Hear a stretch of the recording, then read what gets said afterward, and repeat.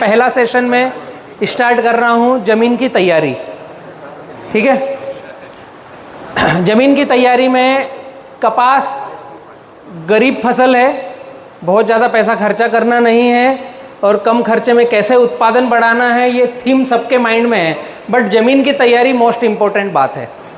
ज़मीन की तैयारी करना है तो कपास लगता है बारिश आने के पहले, बारिश से एटलीस्ट 15 दिन पहले।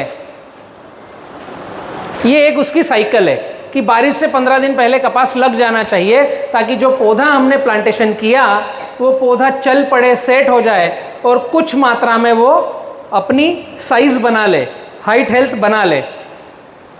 अभी पूरे भारत में अगर देखा जाए तो बारिश का टाइमिंग चेंज हो गया है, बदल गया है। अभी काका के समय में जब कपास की बोनी हो रही थी तो बारिश शायद 5 जून 10 जून को आती थी, 15 जून आना ही है बारिश। काका गलत बोल रहा हूँ मैं? सही। आपके समय में जब आप यंग पोजीशन में थे, फिर थोड़ा समय बदला तो 20 से 25 जून। आज मैं जो देख रहा हूँ मेरे यहाँ बड़वानी में 5 जुलाई के पहले बारिश आती नहीं, पिछला 5 साल हो गया है। बारिश का टाइमिंग खसक गया है। तो हमें कपास की बोनी करनी है, हमारे क्षेत्र में जब पानी आ रहा है मिनिमम उसके 15 से 25 दिन पहले। अभी ये पूरे भारत के हर एक कॉटन की टाइमिंग को अलग अलग दर्शाएगा। मैं फिक्स नहीं बता पाऊंगा कि आपको 25 मई को ही बोनी करनी है। गुलाबी इल्ली से फाइट करना है तो ज़्यादा पहले बोओगे तो भी दिक्कत है। अच्छा उत्पादन लेना है, ज़्यादा पहले बोनी करोगे तो भी दिक्कत है। अभी बारिश की टाइमिंग के मुताबिक हमें चलना पड़ेगा। मतलब आपका प्लांटेशन का टाइमिंग हो गया है 25 मई से 15 जून के बीच में ऑन एन एवरेज। लगभग ये आपके धांगध्रा के लिए कपास की बोनी का टाइम है। अब अगर हम 25 मई से कपास की बोनी की तैयारी कर देंगे, ज़मीन को रेडी करेंगे या 2 जून को कपास बोएंगे, तो 25 मई के पहले आपको 1 महीने तक धूप खिलाना चाहिए। आपके क्षेत्र में पर्टिकुलर कैल्शियम की मात्रा ज़्यादा है और क्षार ज़्यादा है, तो जो भी हम पानी दे रहे हैं वो कॉम्पैक्ट हो रहा है। जिस आदमी ने भी एक बार भी डीएपी डाल दिया है वो उसकी ज़मीन कड़क होना चालू हो चुकी है। कितने व्यक्ति ऐसे हैं जो इस साल पहली बार डीएपी डालेंगे? एक भी नहीं है, सब डाल चुके हैं। मतलब मैं समझ गया हूँ कि 7.5 pH से ऊपर सबकी ज़मीन है। ज़मीन की तैयारी के छोटे से सूत्र हैं, इन सूत्रों को हम फॉलो करेंगे तो हमें पता चलेगा कि हम जब कपास की बोनी करें उसके 25 से 15 दिन पहले पलटी पलऊ करके छोड़ दें, एयर निकलने दें। 1 महीने से 15 दिन का टाइम दें ज़मीन को रेस्ट होने का। और जब हम पलटी पलऊ कर दें उसके 10 से 15 दिन के बाद हमें सॉइल टेस्ट कराना है। हेलो, सॉइल टेस्ट कोई कराते हैं यहाँ पे? 1 और 2 3 4, बहुत कम संख्या है, कराना चाहिए। सॉइल टेस्ट में ज़्यादा पैसा नहीं लगेगा, आपके डीएपी का जो पैसा है वो सॉइल टेस्ट बचा देगी। सॉइल टेस्ट में मुख्य कुछ बातों का ध्यान रखना है हमें। ये मैं कपास प्लांटेशन के पहले की बातें बतला रहा हूँ। हमने नींव मजबूत कर ली तो हमारा आगे का फील्ड सही चलेगा। सॉइल टेस्ट कराना अति आवश्यक है। सॉइल टेस्ट के लिए पूरे भारत के लिए एक नंबर लिखो, 7587538222। सॉइल टेस्ट की जो भी जानकारी चाहिए, अगर आपको नहीं पता हो तो इस फ़ोन नंबर पे डायल करके पूछ सकते हो, 7587538222। सॉइल टेस्ट जिसको कराना हो 200 ग्राम का खेत का सैंपल भी भेज सकते हो। कैसे कराओगे मैं बतलाता हूँ और क्यों कराना चाहिए। मुद्दा ये है सॉइल टेस्ट कराना क्यों चाहिए। हमें कम खर्च में कपास से आउटपुट ज़्यादा चाहिए। कपास को आवश्यकता किन किन बातों की है? हमारी ज़मीन का पीएच होना चाहिए। कपास को आवश्यकता है 6.5 pH की। दिख रहा है पीछे क्या? मार्कर दिख रहा है पीछे बालकनी में? थोड़ा आगे आ जाओ, थोड़ा जो 3-3 फीट की गैप है वो गैप फिलिंग कर लो, ढामे लगा लो। 6.5 pH होना चाहिए। अभी ये जो आपका फोकस है ना, इसको जूम करो, यहाँ पर मेरा चेहरा नहीं दिखेगा, चलेगा, आपको आंकड़े स्क्रीन पर भी दिख सकते हैं, ठीक है। 6.5 pH होना चाहिए। मिट्टी की बात कर रहा हूँ मैं अभी, सॉइल की, SOIL, ठीक है। इसका बायोमास कार्बन होना चाहिए 1% प्लस। ये 2 चीज़ें मुख्य बातों का ध्यान रखना है, हमारे खेत की स्थिति क्या है। इसके आगे एक कदम जाएंगे तो पानी का 6.5 pH,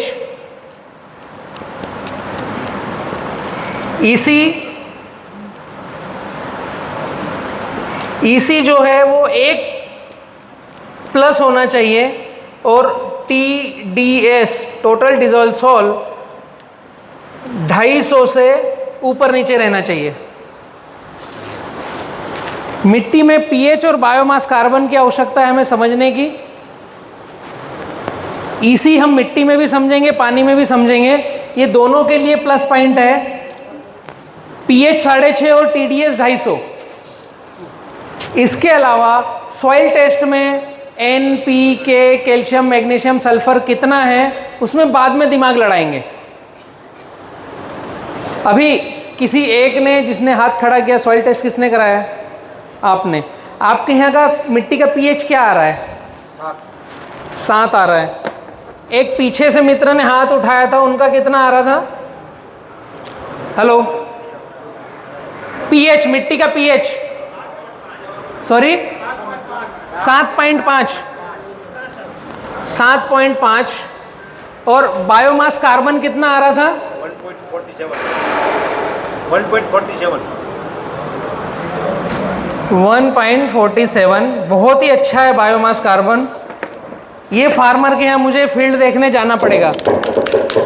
इतना बायोमास कार्बन अगर है तो हमें फील्ड में कुछ डालने की आवश्यकता नहीं, या तो सॉइल टेस्ट में गड़बड़ी है या हमें फिर से चेक करना पड़ेगा। आपके यहाँ बायोमास कार्बन कितना आ रहा है? हेलो, पीछे 0.7।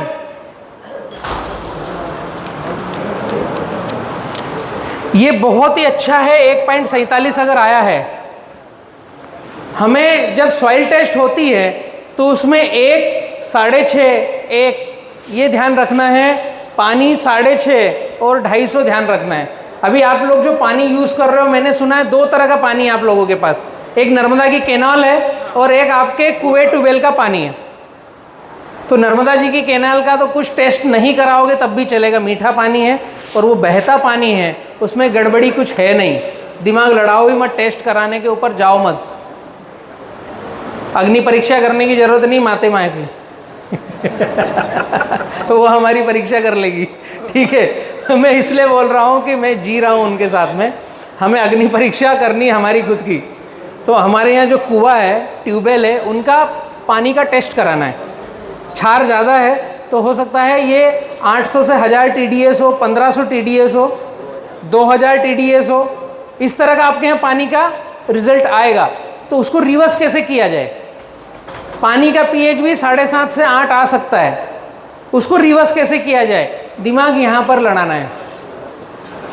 हम अगर अपनी मिट्टी का पीएच 6.5 से 7 मेंटेन कर पाए, पानी जो हम देंगे वो 6.5 से 7 पीएच मेंटेन कर पाए, तो बाकी जो भी फर्टिलाइज़र हमने एक मुट्ठी डाला, पौधा उठा लेगा। वरना हम एक गोनी भी खाद डाल देंगे, एक बोरी भर के खाद डाल देंगे तो भी पौधा नहीं उठाएगा। तो मुद्दा क्या है? हम जो एप्लीकेशन करें, पौधा उसको अपटेक कर ले। हमने जो डाला, बस पौधे ने उठाया नहीं, तो डालना कोई काम का है? तो पहले हमें सॉइल टेस्ट कराना है। सॉइल टेस्ट में पीएच, TDS और EC देखना है। ये क्या होना चाहिए मैंने बतलाया।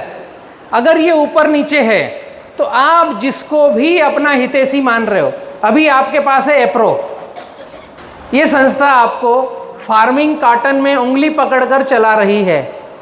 एफ्रो के जो अधिकारी है, एफ्रो संस्था काफ़ी सालों से आपके पास है, तो सॉइल टेस्ट जो रिपोर्ट आए इनकी टेबल पे ले जाके रख दो, सर ये सॉइल टेस्ट रिपोर्ट है, आगे बताओ किस तरीके से मैं फार्मिंग करूं। प्रश्न बहुत ही सरल तरीके से सही पूछना चाहिए। हम पूछते हैं सर ये सॉइल टेस्ट आई है, अब क्या खाद डालूं। हेलो, प्रश्न में फर्क समझ आ रहा है? क्या खाद डालूं, ये सबसे गंदा प्रश्न है, इसकी जरूरत ही नहीं है।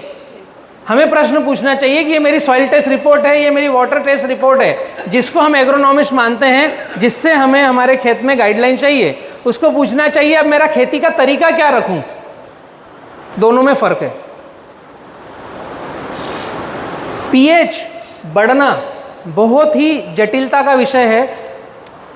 6.5 पीएच है और ये आपका 7 हो गया, 6 से 7 हो गया, तो ये 10 टाइम बढ़ गया। 6.5 पीएच अगर 7 होता है तो ये 10 टाइम बढ़ता है, और 7 से 8 होता है तो ये 10 टाइम बढ़ता है। हमें नजर आता है कि केवल 8 हुआ है, अभी 7 से 8 हुआ, फिर 10 टाइम बढ़ गया, तो 6 से ये कितने टाइम हो गया? 100। पीएच बढ़ने की जो शैली है वो अगर 6 से 8 पर है तो मात्र 2 यूनिट नहीं बढ़ा है। बट फार्मर भ्रमित ना हो और आंकड़े लिखने में अच्छा दिखे और हम आपको सही से समझा पाएं, हम मतलब एग्रोनॉमिस्ट की लॉबी, हम आपको सही से समझा पाए, इसलिए 6 से 8 बोलते हैं, 6 से 6000 नहीं बोला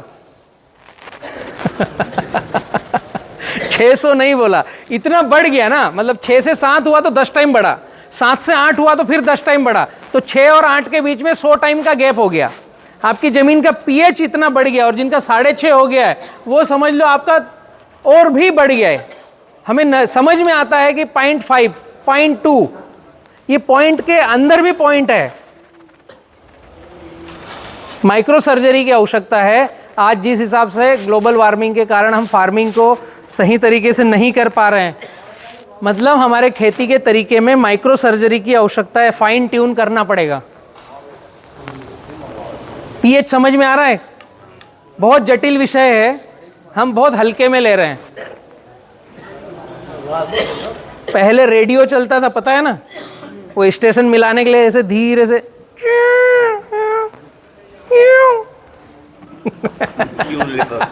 फिर जाकर कमेंट्री सुनने को मिलती थी, समाचार सुनने को मिलता था। अभी वही समय आ गया है। हमें खेती में पैसा बचाना है, तो जो छोटी छोटी सी बातें हैं उनको घर पे बैठ करके छांव में शांति से टेबल कुर्सी लगाकर पेन कागज पर आंसर निकालो उन बातों का। मेरी जमीन का पीएच 7.5 है, मैं करूँ क्या? 50 लोगों को फोन लगाओ, मोबाइल है घर पे बैठ करके, जो अच्छा एग्रोनॉमिस्ट है, किस तरीके से खेती करूं, इस पीएच को कंट्रोल कैसे करूं। और ये पीएच अभी 7.5 आया है, तो मैं इस साल जो खेती करूंगा उस तरीके से इस पीएच ने बढ़ना नहीं चाहिए।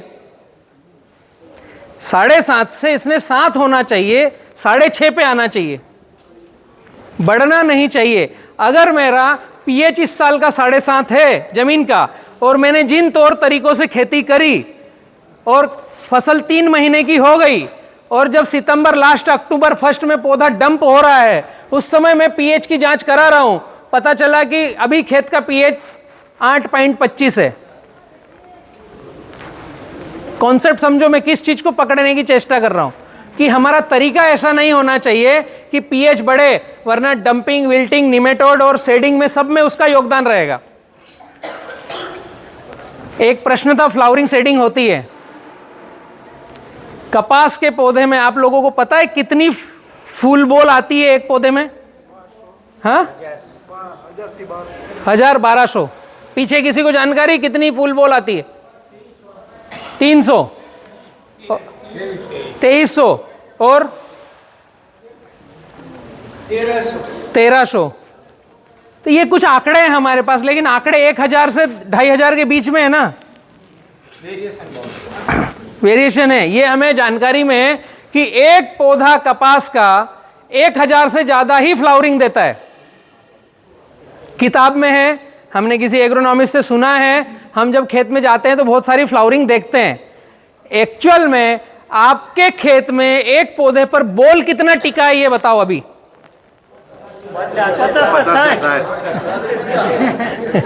55, 60, 62, बाउंड्री की लाइनों पर किसी पौधे पर 98, 90, 115 गिन लेंगे बड़े पौधे पर।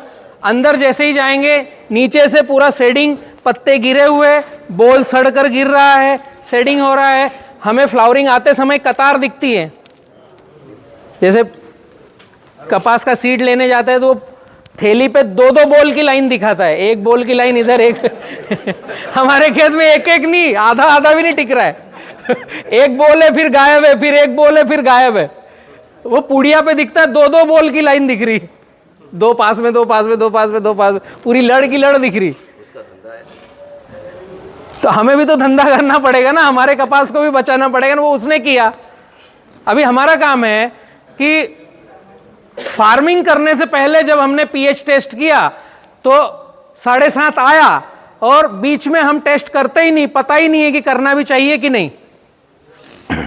पीएच अगर ज्यादा है और पौधा पूरा अपनी बहार पे खड़ा है, अब हमारी रिक्वायरमेंट क्या है कि इस पौधे पर ज्यादा से ज्यादा बोल टिकना चाहिए जो कपास का रूप लेगा। ठीक है, 1500 के ऊपर नीचे की फ्लावरिंग एक पौधे की देने की क्षमता है, और उसमें हम 0 कम करके 150 भी नहीं टिका पा रहे हैं। तो हमें बहुत माइक्रो सर्जरी की आवश्यकता है, रेडियो में फाइन ट्यून करना पड़ेगा, धीरे से सेट करना पड़ेगा कहां हम मिस कर रहे हैं। बहुत बड़ा मिसिंग नहीं है, छोटा सा मिसिंग है। क्या मिसिंग है समझो, पड़ोसी ने कितनी डीएपी डाली, ये बहुत बड़ा मिसिंग है।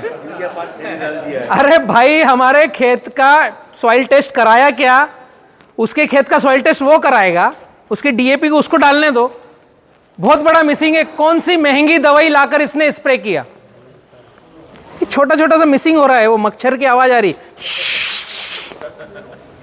बहुत बड़ा मिसिंग है ये।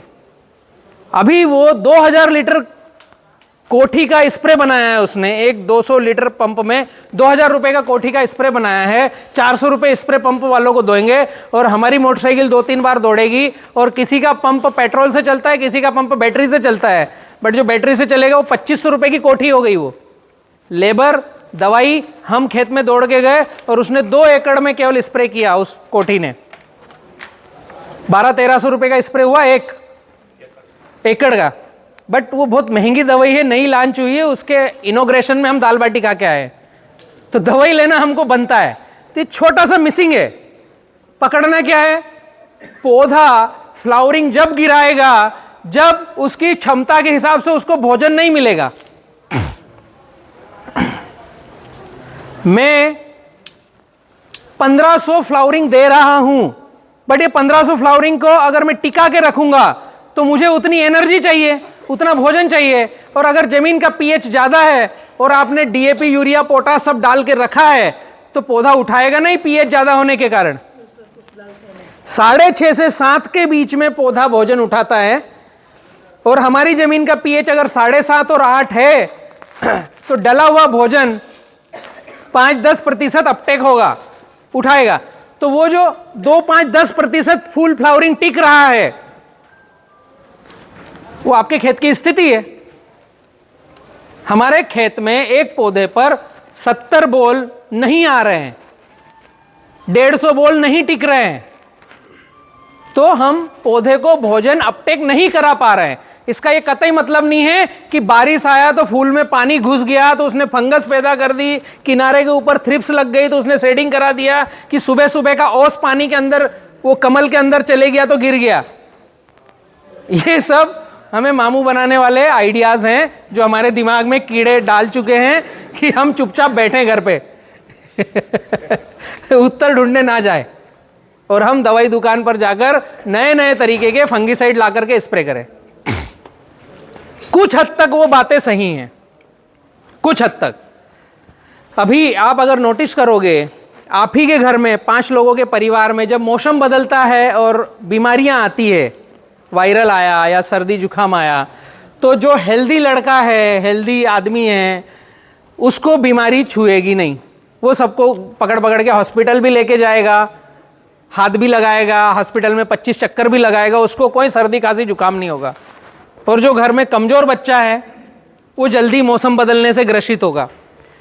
तो हमारे खेत में जो कमज़ोर बच्चे हैं, मैंने आपको बोलते बोलते 2 बातें बतलाई कि बाउंड्री पर आपको मिल जाएंगे 80, 100, 120 बॉल, और जैसे ही खेत के अंदर जाएंगे तो आपको मिलेंगे 50, 55, 45, 65, 35 एक एक पौधे पर बॉल की संख्या।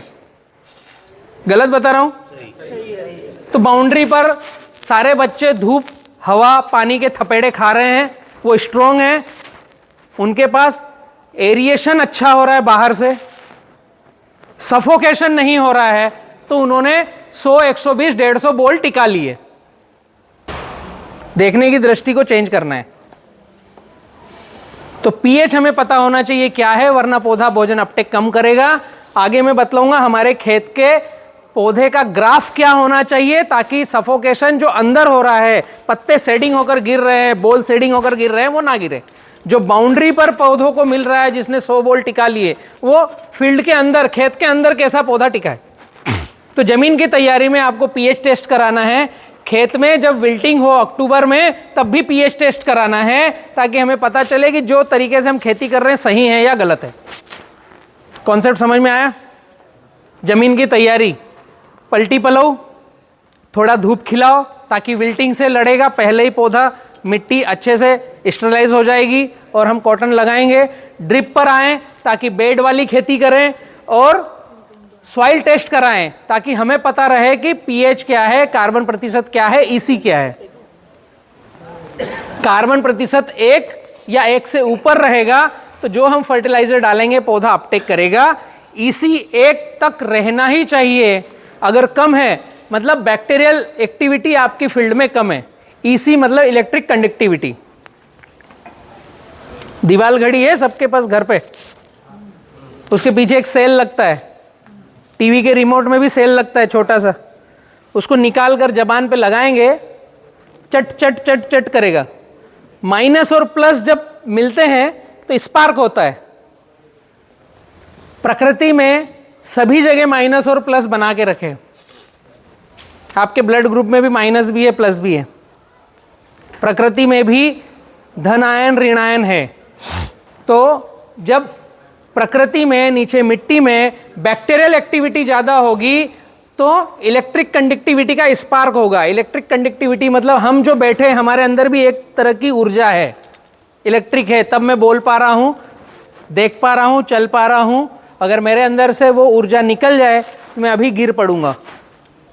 फिर आप कितना ही मुझे हिला लो, डुला लो, कुछ मेरे से होने वाला नहीं। तो ये है जीवांत एक्टिविटी।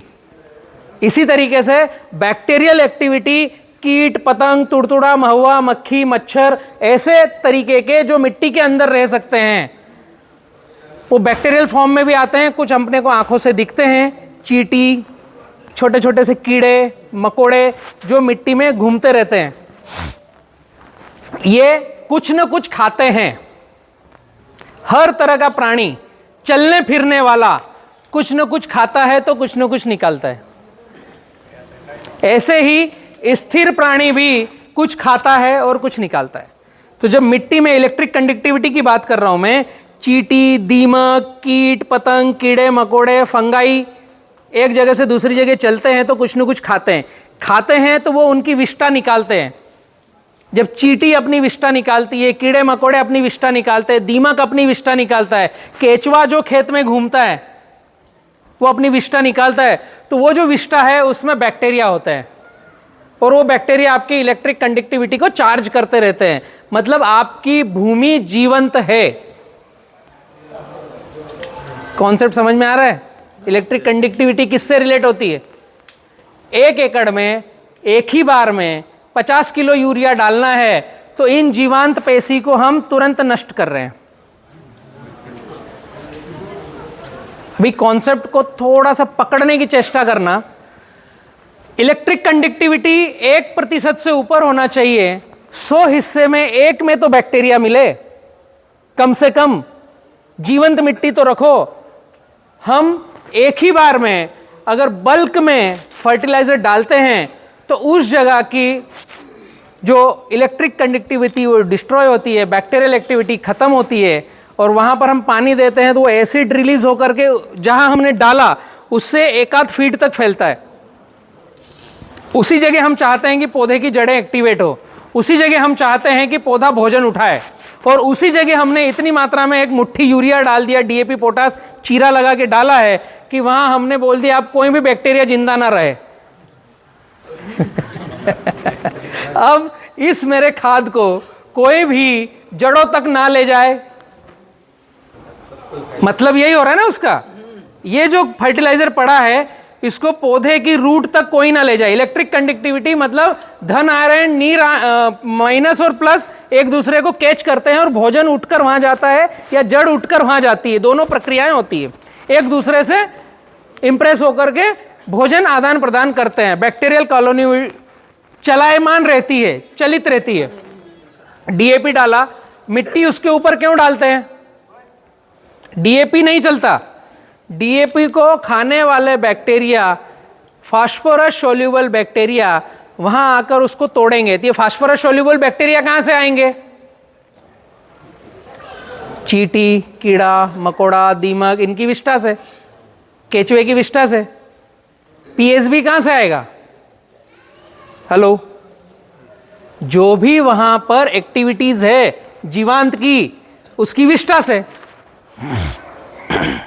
तो वो डीएपी कंपोस्ट होगी। डीएपी कंपोस्ट होगी तो वो धन आयन ऋण आयन के जरिए जड़ के पास चली जाएगी या जड़ उसके पास आके खा लेगी। लेकिन उसको डिकम्पोस्ट करने के लिए तो पीएसबी चाहिए। पोटास आपने डाला तो केएसबी चाहिए, पोटेशियम सोल्यूबल बैक्टीरिया। एनएफबी चाहिए, नाइट्रिफिकेशन बैक्टीरिया। ये आएंगे कहां से? खाद से। हमारे मिट्टी में जीवंतता होनी चाहिए तो आपकी एक्टिविटी सारी की सारी चलायमान रहेगी। इसको सरल भाषा में मैं बतलाता हूँ। ये आपको बेसिक चीज़ें इसलिए बतला रहा हूँ कि इससे आपकी पूरी की पूरी फार्मिंग सुधर सकती है इन छोटी छोटी बातों से।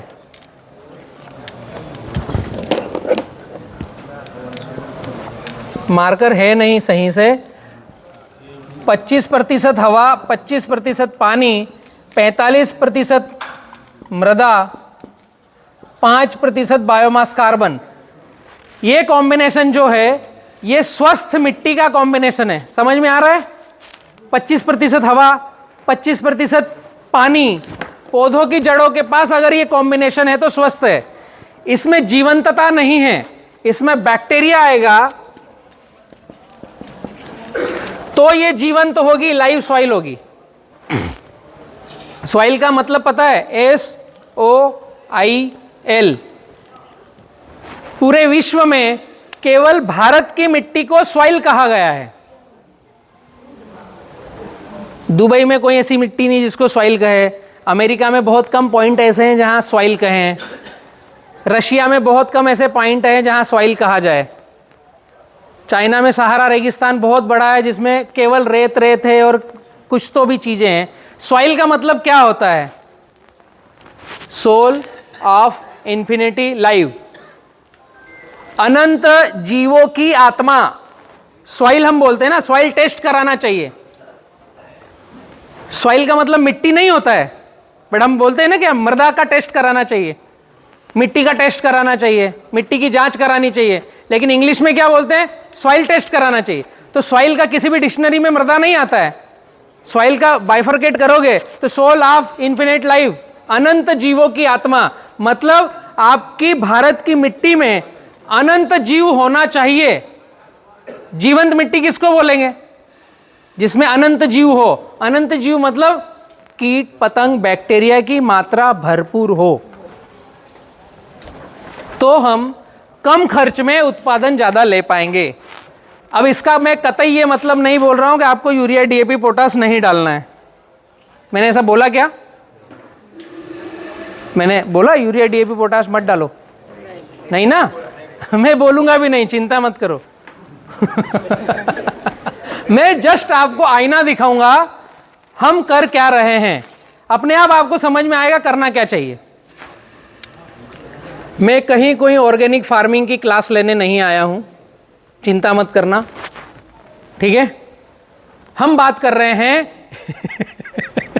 हम बात कर रहे हैं कि जो हम फार्मिंग करें उस फार्मिंग का तरीका एकदम सटीक, सही और सीधा निशाने पे लगे, ताकि कम खर्च में हम 1 बीघा में 15 मण की जगह 15 क्विंटल पका सकें। क्या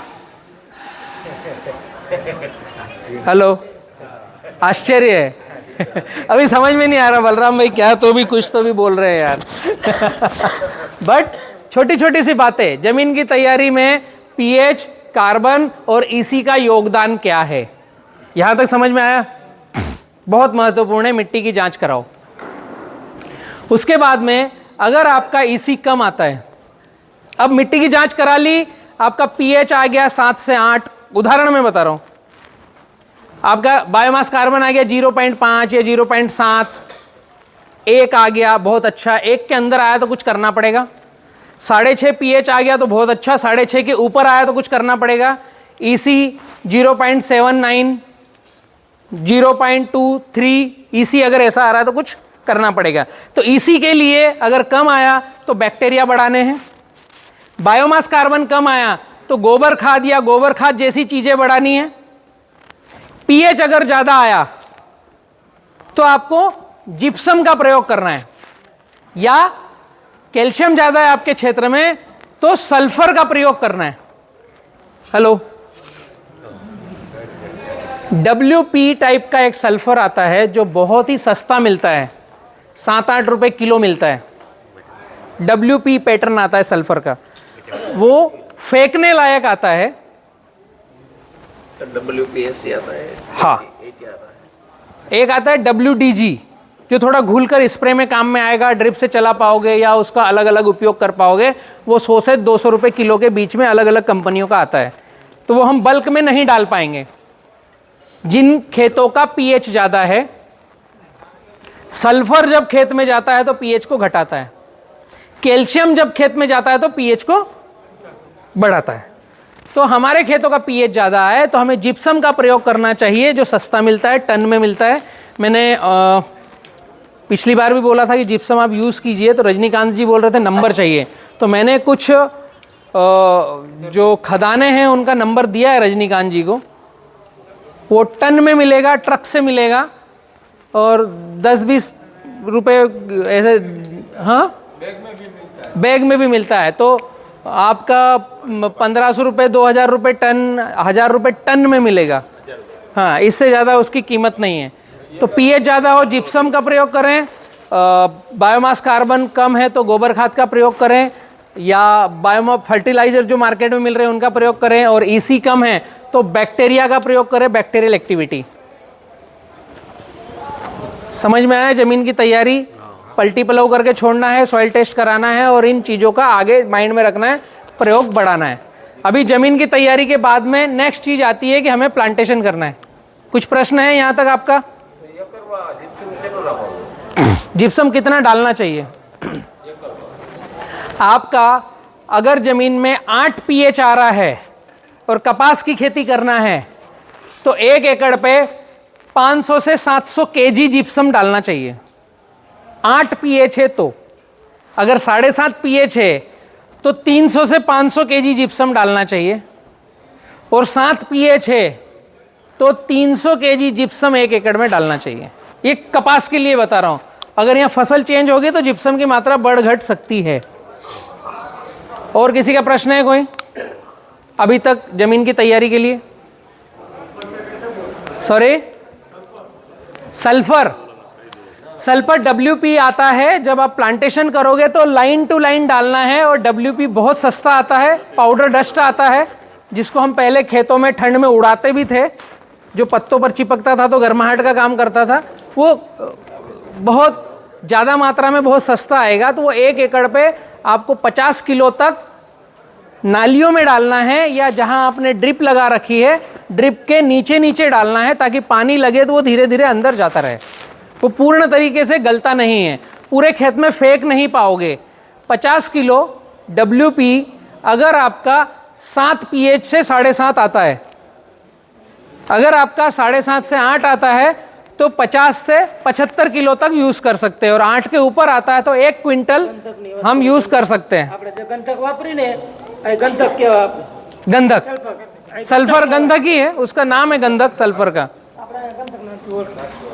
समझ में आया? सिंपल सा तरीका है। अगर ये हमने बेसल में कर लिया तो आगे हमें दिक्कतें नहीं आएगी, पौधे में मर रोग नहीं आएगा। मर रोग का एक कारण सल्फर भी है। कपास हम पैदा करते हैं तो कपास में जो कॉटन का बीज आता है, काकड़ा, उससे निकलता है तेल, और जितनी भी फसलों के सीड से तेल निकलता है वो सल्फर ज़्यादा से ज़्यादा मात्रा में अपटेक करती है। सल्फर हम हर तेलीय फसल को देते रहेंगे तो हमें डिसीज कम मिलेगी, कम से कम बीमारियां हमारे खेतों में आएगी। सल्फर जिप्सम के रूप में दे सकते हैं, WP के रूप में दे सकते हैं। दोनों तरीके से नहीं दे पाए तो WDG आगे ड्रेंचिंग के रूप में काम में लिया जा सकता है। बट कपास की खेती है तो सल्फर का प्रयोग करेंगे, pH भी कम होगा, पौधे को भी रिजल्ट मिलेगा, और डंपिंग में भी वो फंगीसाइड का काम करता है। अगर आप जिप्सम डालोगे खेतों में और जो सल्फर जाएगा तो जड़ों में फफूंदी नाशक का काम करेगा। ओके, बेसल की तैयारी हमारी यहां संपूर्ण होती है। अब हम आगे बात करते हैं